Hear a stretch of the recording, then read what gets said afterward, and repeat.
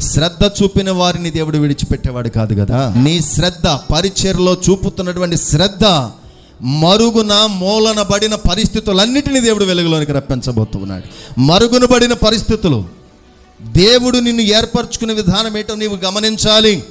గమనించినటువంటి అజ్ఞానపు దశలో నీవు ఉన్నట్లయితే దేవుడు నిన్ను పరిచర్య చేయటానికి నియమించి ఉండగా దానితో పాటు దేవుడు నీ కొరకు ఒక కార్యాన్ని సిద్ధపరిచాడని గమనించాలి. దీనిలో ఏం కనబడాలి నీకు?